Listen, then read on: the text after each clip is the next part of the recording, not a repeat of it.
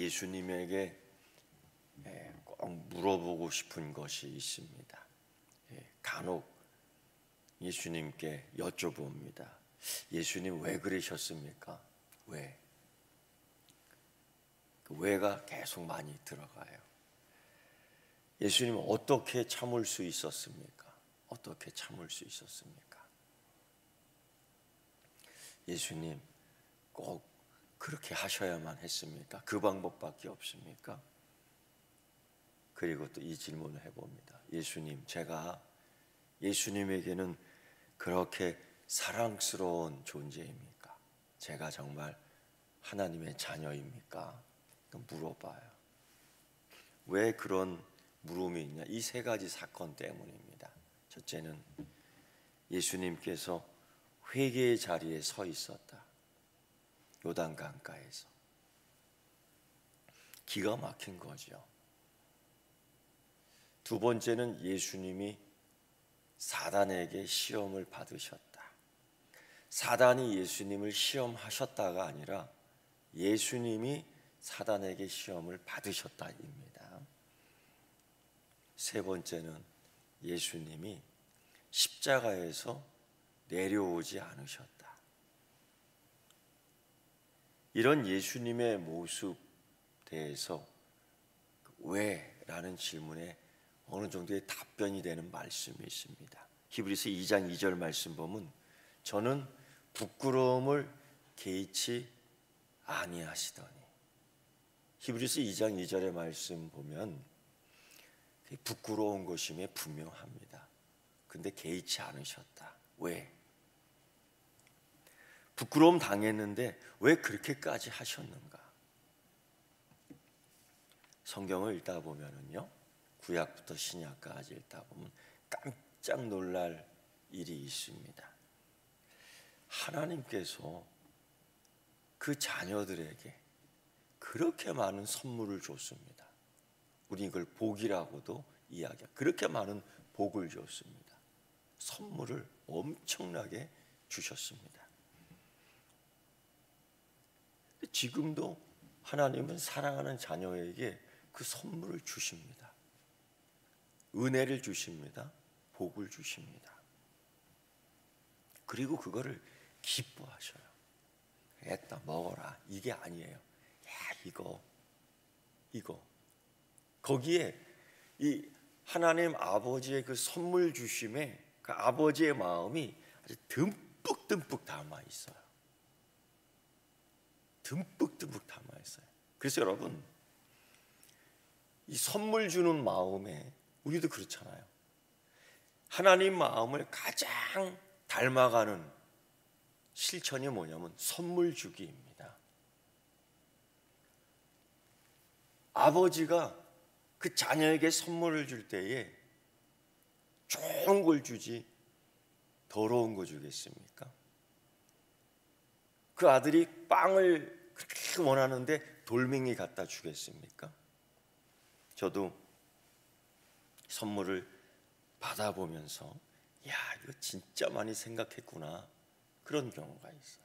저도 선물을 준비해 갖고 선물을 줄 때 2달 이상 걸려요.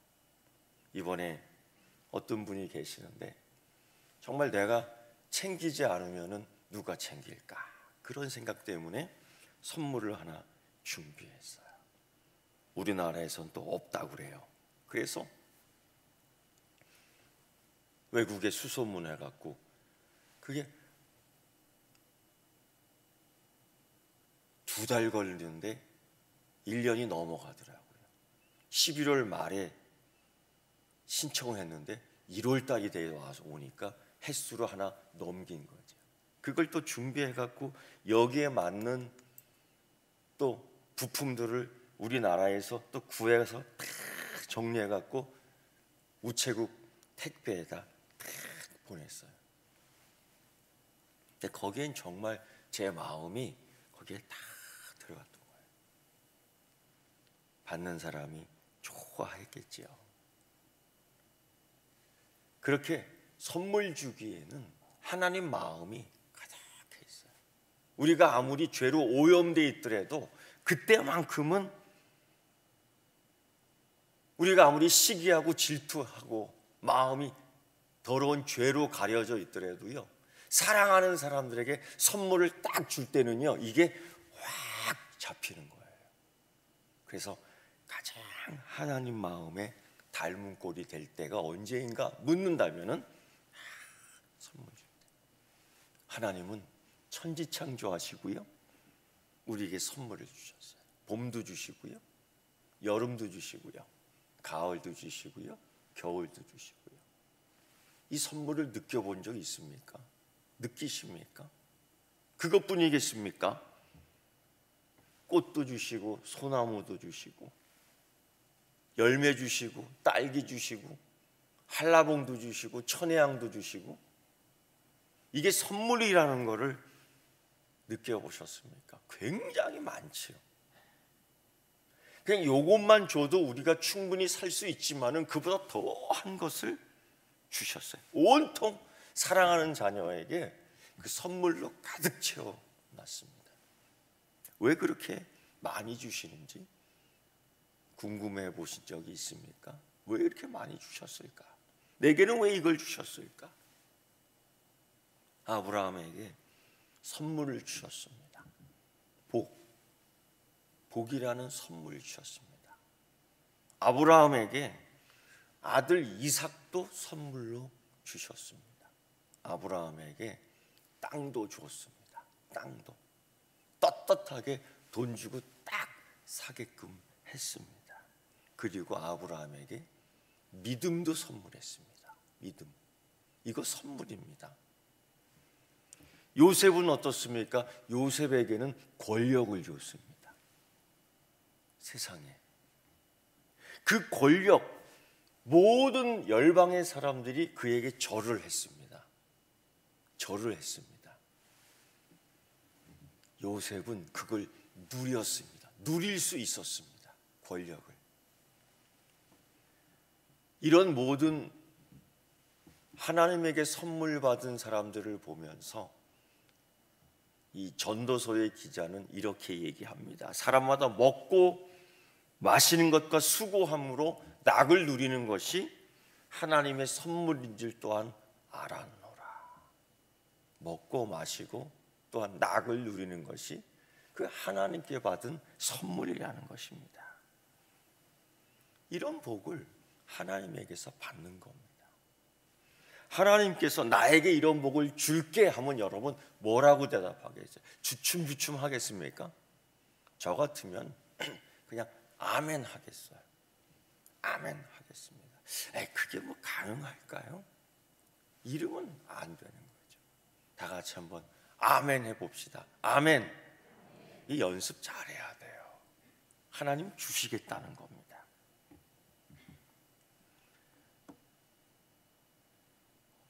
예수님께서도 이 아버지 하나님의 선물 주기에 대해서 이렇게 말씀하셨습니다. 너희가 악한 자라도 좋은 것으로 자식에게 줄 알거든. 하물며 하늘의 아버지께서 너희에게 더 좋은 것으로 주시지 않겠느냐. 이 선물이에요. 정말 예수님께서 이런 말씀을 하셨지요. 이 선물에 대한 이야기. 이 선물에 정말 하나님 마음이 담겨 있는데 예수님이 형제인 야고보는 이렇게 얘기합니다. 온갖 좋은 은사와 온갖 좋은 선물 같은 거죠. 은사와 선물 다 위로부터 빛들의 아버지께로부터 내려오나니 그는 변함도 없으시고 회전하는 그림자도 없으시니라. 정말 이 큰 선물이라는 거예요. 그런데 하나님이 지금까지 우리에게 주신 선물 가운데에 가장 큰 선물이 무엇인지 생각해 보셨습니까? 앞으로 생각해야 돼요. 하나님이 그동안 내게 주신 선물이 무엇이 있지? 시간 내서 목록을 한번 작성해 봐야 됩니다. 그 중에서 가장 큰 선물이 뭐지? 여러분도 갖고 있습니다. 아니, 갖고 있습니다. 갖고 있을 수 있습니다. 그 선물에는 하나님의 사랑이 잔뜩 묻어 있습니다. 원래 선물에는 그 사람의 마음이 묻어 있으니까요. 그 중에 사랑이라는 마음이 가장 묻어 있는 그 아버지 하나님의 선물이 있습니다. 짐작하시지요? 그게 뭐냐면 십자가입니다. 십자가. 하나님 아버지께서 왜 십자가 선물을 준비했는지 성경은 이렇게 이야기합니다. 하나님이 세상을 이처럼 사랑하사 독생자를 주셔서 이는 그를 믿는 자마다 영생을 얻게 하려 하심이라. 아멘. 왜? 그 사랑이 어떤 것인지요. 그런데 이 십자가는요, 화려한 꽃무늬로 포장되어 있지 않습니다. 예수님의 고난으로 쌓여져 있습니다. 화려한 꽃나무 밑에 이 선물을 이렇게 갖다 놓은 것이 아닙니다. 십자가 밑에 툭 갖다 놨습니다. 이 선물은 리본으로 묶어 달려있는 게 아닙니다. 이 선물은 피가 뿌려져 있습니다. 이 십자가라는 선물, 우리는 십자가에 대해서 많이 이야기합니다. 이 선물에 대해서. 하지만 거기에 붙어있는 다른 선물들을 확인해 보셨습니까? 또 있었습니다. 길다랗고 거친 대못. 이거 하나님의 선물입니다. 너무도 날카로운 가시 면류관. 이거 하나님의 사랑의 선물입니다. 술 취한 로마 군병들이 가지고 있던 예수님의 그 피 묻은 붉은 옷. 이것도 하나님의 선물입니다. 시커먼 그 창자국이 묻어있는, 피가 묻어있는 수의. 이것도 하나님의 선물입니다. 여러분, 이 중에서 가장 마음에 드는 선물 있습니까?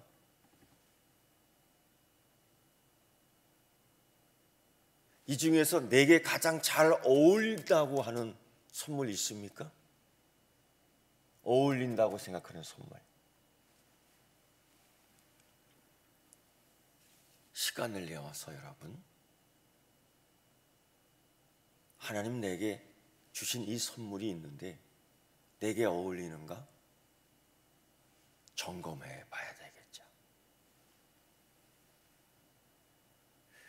이런 선물들을 예수님께서 주실 필요까지는 없었는데, 그런데 주님이 그 선물을 주시기 위해서 종의 형체를 가지사 사람들과 같이 되었다. 그냥 사람들과 같이 되는 것만으로도 큰 선물인데, 죄인으로서 요단강에 서 있고요, 회개의 세례까지 받으시고요, 또 사단에게 큰 유혹과 모욕을 받았습니다. 정말 우리에게 있어서는 사단의 유혹이 치명적이지요.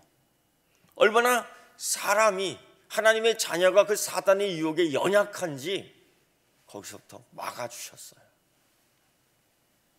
예수님은요, 그냥 종의 형체로 오셔도만 되는데 십자가에 매달려 죽으셨습니다. 왜?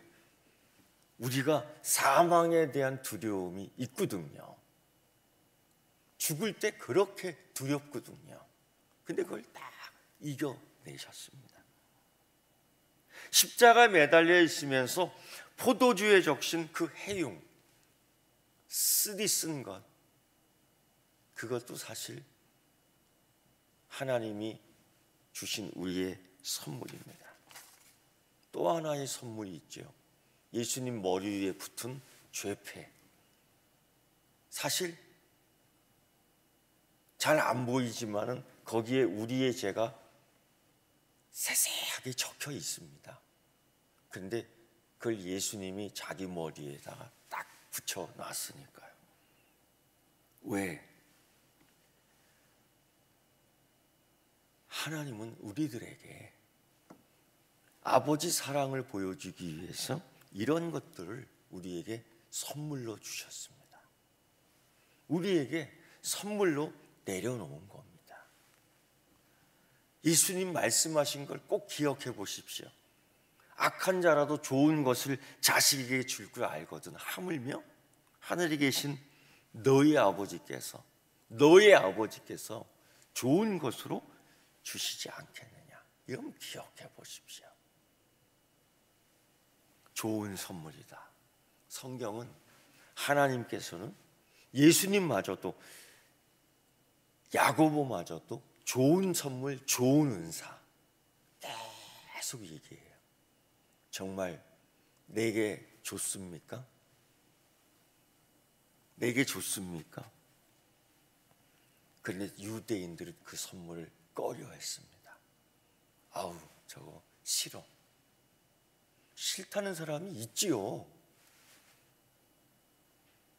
헬라인은요, 아유, 저 미련한 거. 그런 선물 안 받아. 거부했습니다. 정말 여러분, 그 하나님의 선물이 좋습니까? 내게는 좋은 선물입니까? 유대인들은 꺼리끼고 헬라인들은 미련하게 봤던 겁니다. 그런데 사도 바울은 이 하나님의 선물을 받은 사람, 이 하나님의 선물을 받지 않은 사람, 꺼리끼는 사람, 미련하게 봤던 사람들 차이를 분명하게 이야기합니다. 로마서 6장 23절 말씀인데요.